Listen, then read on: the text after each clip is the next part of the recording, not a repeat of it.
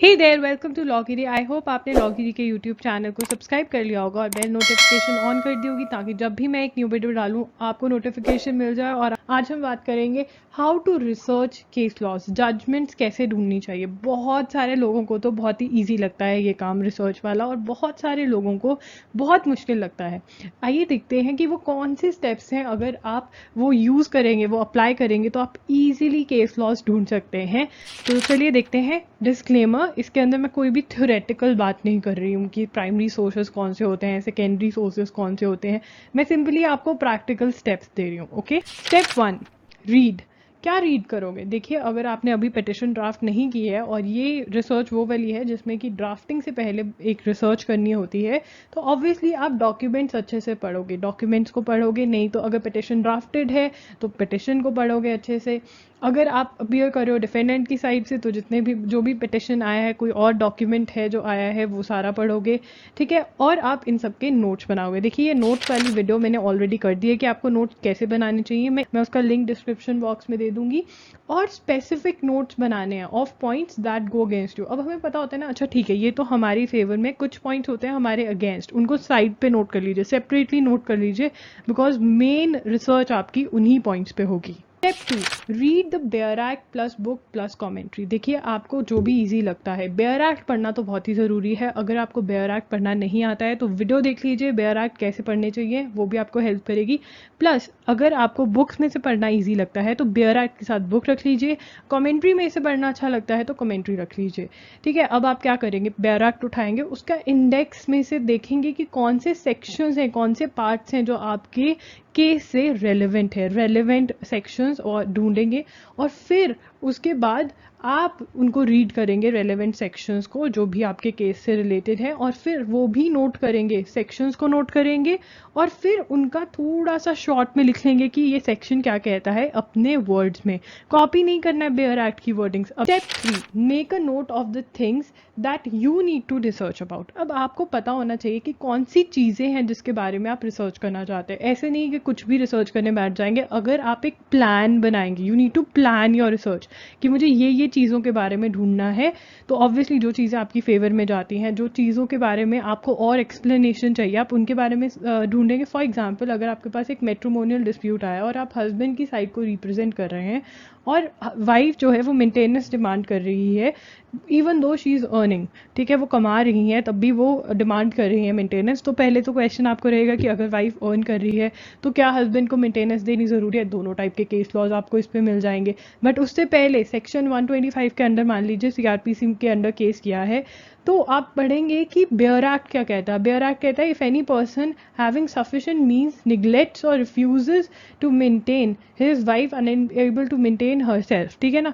अब आप कहते हो यार ये सफिशिएंट मीन्स का क्या मतलब है, unable to maintain herself, वो तो कमाती है, तो क्या वो इस वर्ड के बीच में आती है या नहीं आती है। तो you have to interpret, and to interpret what will you do, read commentaries, read books, and ultimately you will find case laws which are in your favour. आप, so that is what you need to make note of कि आप ढूंढना क्या चाहते हैं, plan of action क्या है आपका। वेयर टू रिसर्च, ये एक बहुत ही बड़ा क्वेश्चन रहता है, कहाँ रिसर्च करें। देखिए, अगर आप ऑनलाइन रिसर्च करना चाहते हैं तो फ्री रिसोर्सेज के अंदर आते हैं इंडियन कानून, केस माइन, मुंडाक के आर्टिकल्स जो होते हैं वो बहुत ही अच्छे होते हैं। केस माइन मुझे इसलिए पसंद है बिकॉज अगर आप रिसर्च करते हो तो आपको 10-15 रेलिवेंट केसेस दे देते हैं, एंड उसमें से आपको कहीं ना कहीं जजमेंट मिल जाते हैं। इवन अगर आपको फटाफट वाली रिसर्च करनी है, you don't have much time, then I would recommend CaseMine is a very good website. Indian Kanoon तो हम सब वकीलों का, सब लॉ स्टूडेंट्स का बहुत ही बड़ा सहारा है। लॉ फाइंडर्स के अंदर आपका एससीसी, मनु पात्रा, चावलाज आ जाता है। बहुत लोग मैसेज करके पूछते हैं कि हमें यूज़ नहीं करना आता है एससीसी, हमें यूज़ नहीं करना आता मनु पात्रा। देखिए, बेस्ट तरीका है, या फिर आप अभी अफोर्ड नहीं कर सकते, कोई बात नहीं, बिगिनर लॉयर हैं, आप नहीं अफोर्ड कर सकते, तो आप लाइब्रेरी में जाके इवनिंग में जाइए जब कंप्यूटर्स फ्री होते हैं, साथ में तो आपको यूज़ करना आ जाएगा, वो फ्री में भी यूज़ करने देंगे। और तीसरी बात, जो वहाँ पे पर्सन बैठे हैं जो हैंडल करते हैं उस कंप्यूटर को, रिसर्च वाले को, उनसे आप टिप्स भी ले सकते हैं कि भैया मुझे बताओ कि कैसे रिसर्च करनी चाहिए, क्या क्या चीज़ें हैं जो मुझे ध्यान में रखनी चाहिए। आप उन प्रैक्टिस करोगे रिसर्च करने के लिए, उतना आपके लिए यूज़फुल रहेगा। ऑब्वियसली आपके पास कॉमेंट्रीज़ हैं, बुक्स हैं, जिसमें से आप रिसर्च कर सकते हैं। आने वाली जो स्लाइड्स हैं उसके अंदर हम बात करेंगे। हम डिस्कस करेंगे कि कौन सी वो मिस्टेक्स हैं जो as a lawyer, as an advocate, as a law student आप कमिट करते हो रिसर्च करते हुए, जो आपकी रिसर्च को फ्लॉप कर देती है। Mistake number 1, we think that same words would have been used by the judges which we are using to research about an issue. देखिए, हम क्या करते हैं, हमने मार्क कर लिया कि ये हमारी प्रोपोजिशन है, मुझे इस चीज़ के बारे में रिसर्च करना है, ठीक है ना। और हम सोचते हैं कि इन्हीं वर्ड्स में, जो ये वो पर्टिकुलर वर्ड्स हमने यूज़ किया है ना, यही जज साहब ने भी यूज़ किए होंगे, जबकि ऐसा नहीं होता है। बहुत कम ऐसा होता है कि वही वर्ड्स यूज़ किए गए हों। तो आप कहते हो ऐसी कोई जजमेंट ही नहीं है, इस इशू पे कोई जजमेंट ही नहीं आई है, जबकि जजमेंट तो आई होती है, बट वो वर्ड्स अलग यूज़ किए गए होते हैं। सो क्या करना है, change the wordings of the header. Words जो आपकी प्रोपोजिशन है उसकी वर्डिंग्स चेंज करो, सैनोनिम्स देखो, लीगल सैनोनिम्स कौन से हैं उस वर्ड के, गूगल करो सैनोनिम्स और चेंज कर करके अपनी रिसर्च करो। अगर आप ये ऑनलाइन रिसर्च कंडक्ट कर रहे हो तब ये एप्लीकेबल है, ठीक है ना। ऑनलाइन रिसर्च करते हैं मोस्टली लॉयर्स आजकल, और ऑनलाइन रिसर्च फेल क्यों होती है, क्योंकि आप वर्ड्स चेंज नहीं करते हो। आप mistake number 2, we want a direct judgment of the supreme court and ignore the judgments of the high court. अच्छी बात है, एम करो सुप्रीम कोर्ट की जजमेंट पे, मैं ये नहीं कह रही हूँ कि सुप्रीम कोर्ट की जजमेंट पे एम नहीं करना है, करो एम, बट जब आप जो भी आपको फर्स्ट जजमेंट मिलती है, जो आप अपनी प्रोपोजिशन या अपना रिसर्च डालते हो कि मुझे इसके ऊपर जजमेंट चाहिए, वो वाली जजमेंट्स पढ़ो और देखो उसमें क्या वर्डिंग्स यूज़ करी गई हैं। अगर हाई कोर्ट की भी जजमेंट है तो it's okay, because high court की जजमेंट में सबसे ज़्यादा सुप्रीम कोर्ट की जजमेंट्स रेफर करी गई होती हैं। See which particular words have been used for the proposition that you are searching for. कुछ और नहीं मिल रहा, फेवर में नहीं है, अगेंस्ट नहीं, कुछ भी नहीं है, तो ट्राई करो कि आपको पता चले कौन से वर्ड्स यूज़ किए गए हैं, जिस टाइप की प्रोपोजिशन आप सर्च कर रहे हो आपको मिलेगी for sure. Mistake number 3, relying on the judgment without reading the facts. बहुत सारे एडवोकेट, स्पेशली यंग एडवोकेट्स, ये मिस्टेक करते हैं। वो जज साहब को, बेंच को जाके जजमेंट दे देते हैं क्योंकि उन्होंने सिर्फ वो जो शॉर्ट में स्टार्टिंग में दिया होता है वो पढ़ लेते हैं हेडिंग्स, एंड कहते हैं जी ये हमारे फेवर में। जब जज साहब पूछते हैं okay tell me the facts in short, आप कहते हो वो तो मैंने पढ़ा ही नहीं है। सो ये वाली गलती नहीं करनी है। एक फैक्ट इधर से उधर हुआ तो जजमेंट आपके अगेंस्ट हो जाएगी या आपके फेवर में हो जाएगी, तो इंटायर थिंग चेंजेस। जो जजमेंट्स आपने फाइनलाइज कर ली हैं वो आप अच्छे से पढ़ोगे, उनको मार्क करोगे हाइलाइटर और फ्लैग्स लगा के, ताकि आपको वहां पे in front of the bench there is no confusion. Take number 4, not reading the judgments that are against you. हम क्या कहते हैं, अच्छा ये मेरे अगेंस्ट है, leave it. No, make a note of those judgments also, and if you have time please read them in entirety, read the judgments that go against you, so that अगर opposite counsel वो judgment लेकर आता है आप बता सको no this fact is different from that of mine, वहाँ उस judgment में ये बोला गया है, ये वाला केस में तो ये है ही नहीं।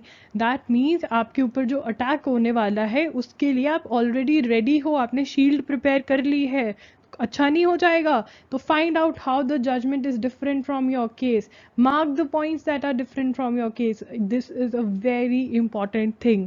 और जितने अच्छे लॉयर्स हैं वो ये करते हैं, बट आपको कभी बताएंगे नहीं वो कि ये करते हैं। Mistake number 5, just reading landmark judgments which we can find easily in the commentaries और टेक्स्ट बुक्स। बहुत लोग ये करते हैं कि वो सिर्फ जो टेक्स्ट बुक्स में दी हुई हैं जजमेंट्स, बिकॉज रिसर्च करनी नहीं पड़ती, वो जजमेंट्स लेके पहुंच जाते हैं कोर्ट। नहीं, आपको ट्रेस करनी है history of the issue in terms of judgments. अच्छा इस साल में ये हुआ, इसमें ये हुआ, जो मेजर जजमेंट्स हैं वो पता होनी चाहिए। अगेन अगर कोई भी काउंसिल आपको अटैक करेगा कि नहीं ये जजमेंट थी, you can say no this has been overruled, recent judgment ये है, ओके लैंडमार्क जजमेंट ने ये कहा था, हम यहाँ से ये पिक कर सकते हैं, but what is the recent law, supreme court, what is the supreme court saying, what is the high court saying in the recent law, you need to know all of this. Mistake number 6, keep on reading the judgments without making notes and then trying to find the judgment that was close to the proposition but you are not able to find it. अब क्या होता है, हम research करते रहते हैं, flow में चलते रहते हैं, ठीक है, इवेंचुअली हम रियलाइज करते हैं अरे यार एक वो वाली जजमेंट थी, मेरे ख्याल से वो इस केस में बड़ी अच्छी चलती, अब वो जजमेंट मिल नहीं रही, बिकॉज इवेंचुअली इतना सारा पढ़ लिया वो 2 घंटे 1 घंटे के टाइम फ्रेम में कि आपने नोट कुछ किया नहीं। So making notes, make notes of the research, आलस नहीं करना है, तब फटाफट से नोट करते रहो। क्या नोट करना है, name of the judgment, citation, and then write down in short what has been said in the judgment. आपने कॉपी पेस्ट नहीं करना है कि जज ने पूरा एक पेज लिख दिया, नहीं, अपने वर्ड्स में शॉर्ट में लिख दो कि ये इस जजमेंट में कहा हुआ है, सो दैट अगर आपको वापस जाना है, आपके पास साइटेशन है, आपके पास नाम है, आप बहुत ईजिली उस जजमेंट को ढूंढ सकते हो। टिप्स देखिए, आपको क्लियर होना चाहिए। It should be clear that what you want to achieve through the research. आपका जो प्लान ऑफ एक्शन है वो बहुत ही क्लियर होना चाहिए आपके नोट्स में। What you want to prove in the case, how can you win the case, ठीक है, ये क्वेश्चंस आपको हेल्प करेंगे प्लान ऑफ एक्शन बनाने के लिए। For speed, read the issues and then read the last paragraphs of the judgment. If you find it useful, read the entire judgment plus practice. देखिए, ये लोग बहुत पूछते हैं कि हमारी स्पीड कैसे बनेगी जजमेंट पढ़ने में। प्रैक्टिस, आपको ना आइडिया हो जाता है एक पॉइंट के बाद, यू गेट इट कि कैसे करना है, ठीक है। पीछे से पढ़ोगे जजमेंट, इश्यूज पढ़ने हैं आपको, ठीक है, you know okay this needs to be skip, so you can फटाफट से you can read the judgment, okay, that is what you need to do. Now tip for finding the recent judgments. Recent judgments where to research के अंदर ये वाला point भी add कर लो। कहाँ पे मिलेंगे आपको? रीसेंट जर्नल्स मिलेंगे, SCC, AIR ढूंढो, जाके लाइब्रेरियन को बोलो कि मुझे रीसेंट जर्नल्स दिखाओ। सारे जर्नल्स रख लो, उनके अंदर इंडेक्स होते हैं जिसके अंदर टॉपिक वाइज, एक्ट वाइज बताया होता है कि कौन कौन सी जजमेंट इस एक्ट से रिलेटेड इस महीने में, इस मंथ में दी गई हैं। वो जाके देखो क्या कोई जजमेंट है जो आपके केस से रिलेट करती है। This is one of the very easiest ways to find recent judgments. Bonus tip, देखिए गाइस, एक चीज़ जो मैंने सीखी है, अगर आप एक बार रिसर्च करते हैं एक टॉपिक पे और उसको वो रिसर्च अच्छे से एक डायरी में नोट कर लेते हैं ना, फाइनल रिसर्च जो फाइनल रिजल्ट आता है, या फिर आप लैपटॉप में नोट कर लेते हैं अपने, तो वो आपको बहुत ही यूज़फुल रहती है। बिकॉज आपको बार बार एक टॉपिक पे रिसर्च नहीं करनी पड़ती। जो पिछले वाले केस की रिसर्च है उसको एक डायरी में या अपने लैपटॉप में एक फोल्डर में सेव करिए, रखिए। सो क्या करना है, अगर डायरी में कर रहे हो उसको अल्फ़ाबेटिकल ऑर्डर, एक्ट्स या टॉपिक्स के अल्फ़ाबेटिकल ऑर्डर में डिवाइड करो, और जजमेंट का नाम, कोर्ट का नाम, जिसने वो जजमेंट दी है, citation, important law, in your own words, in your own words, not copying. अपने वर्ड्स में देखना है, ढूंढना है क्या कह रही है वो जजमेंट। है कि आपको ये वीडियो हेल्पफुल लगी होगी। अगर आपको वीडियो हेल्पफुल लगी तो प्लीज़ लाइक कीजिएगा और अपने फ्रेंड्स के साथ शेयर भी कीजिएगा। चैनल को प्लीज़ सब्सक्राइब करना और बेल नोटिफिकेशन ऑन कर देना, ताकि जब भी मैं एक न्यू वीडियो डालूं आपको नोटिफिकेशन आ जाए। और अगर आप चाहते हैं कि आपको वीडियोस की नोटिफिकेशन मिले और जो हम एक्टिविटीज़ कर रहे हैं लॉगिरी पे उसकी नोटिफिकेशन मिले, तो हमारा टेलीग्राम ग्रुप ज़रूर ज्वाइन करिएगा। अगर आपको ये वीडियो हेल्पफुल लगी तो प्लीज़ मुझे कमेंट करके नीचे बताइए कि आपको ये वीडियो हेल्पफुल लगी, ताकि मैं और ऐसी वीडियोस बना सकूं जो आपको ज़्यादा से ज़्यादा हेल्प कर सके। आप मुझे इंस्टाग्राम पे भी फॉलो कर सकते हैं, वहाँ पे मैं @IAMLogiri के नाम से हूँ। वहाँ पे आप फॉलो कीजिए, क्योंकि वहाँ पे हम बिल्कुल डिफरेंट कंटेंट डाल रहे हैं और चाहते हैं कि मैं आपको वीकली न्यूज़ लेटर भेजूँ जिसके अंदर मैं लॉ के बारे में और भी अच्छे से बात करती हूँ। तो प्लीज़ अपनी ईमेल आईडी नीचे दिए गए डिस्क्रिप्शन बॉक्स में एक लिंक है, वहाँ पे जाके अपना ईमेल आईडी ड्रॉप कर दीजिए, ताकि जब भी मैं कुछ ऐसा करूँ आपको ईमेल पहुँच जाए और आप वो देख सकें। वो मैं यूट्यूब चैनल पे नहीं डालती हूँ, वो सिर्फ मेरे जिन्होंने न्यूज़ लेटर सब्सक्राइब करा हुआ है उनको भेजती हूँ। आज के लिए इतना ही, मिलते हैं जल्द, बाय।